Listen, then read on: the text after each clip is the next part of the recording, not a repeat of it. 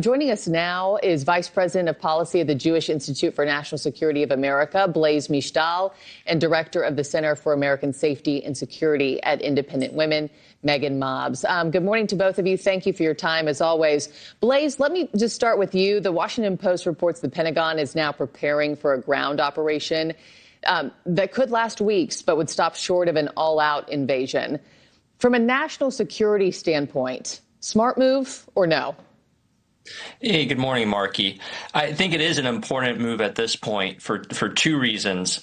The first is that the Iranian regime clearly still believes that it has some leverage over the United States, or that it's going to hold a trump card if this conflict ends. And I think it sees at least two of those. One is the nuclear material that it still possesses, some 400 kilograms, about 900 pounds of uranium enriched up to 60%, which was buried under rubble during the war in June of last year after Operation Midnight Hammer. But it's still there, and Iran thinks it can dig it out at some point and get back to building nuclear weapons. And the second point of leverage that it thinks it has is its ability to control the Strait of Hormuz.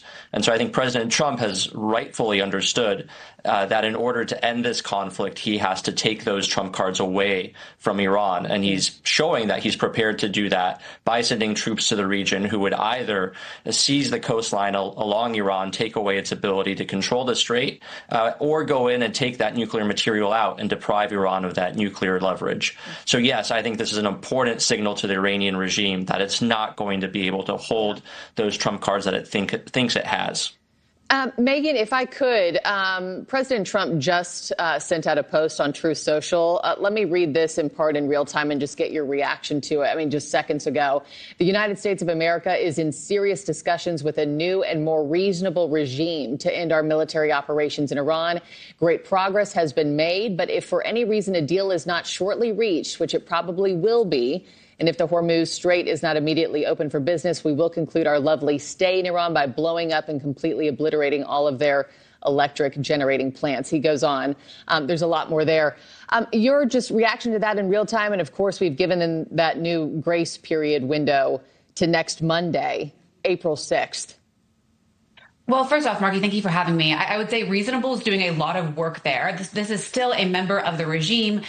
They are still very much interested in using the leverage that Blaise just mentioned over the United States of America. But this is quintessential Trump right now, which is wielding strategic ambiguity, talking big, being very bombastic, and quite frankly, being willing to actually do what was necessary to do those two very critical things that were just mentioned. We cannot allow Iran to maintain that nuclear material, and we have to get the Strait of Hormuz open. So I am not optimistic about talks at this point, and I am glad to see the president continue to put troops in the region in order to increase his options to be able to go after those two objectives. And Megan, let me just follow up with you real quick, because the White House says the president has not made a decision on ground operations, and the Pentagon is simply giving the commander-in-chief maximum optionality. Just as somebody focused on national safety and security, what is the threshold that the administration should be applying before we send in the troops?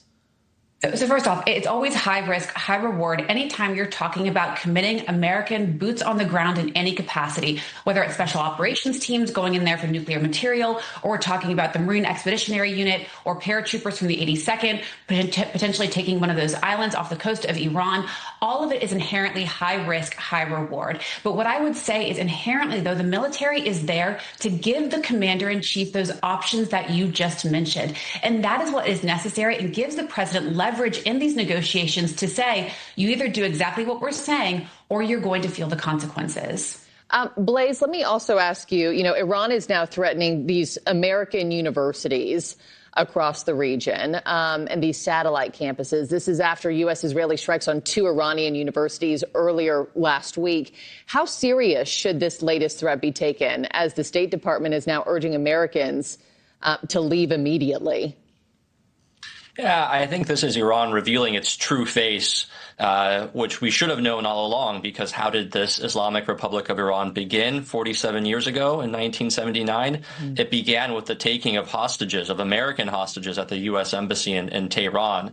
And that willingness to go after Americans, and not just American service members or troops, but after American civilians, has been the hallmark of this regime for almost 5 decades. And I think we're seeing that again. They're doing it all over the Gulf. They've gone after civilians, civilian buildings, civilian infrastructure in the United Arab Emirates and Saudi Arabia and Qatar and Bahrain and Kuwait and Israel.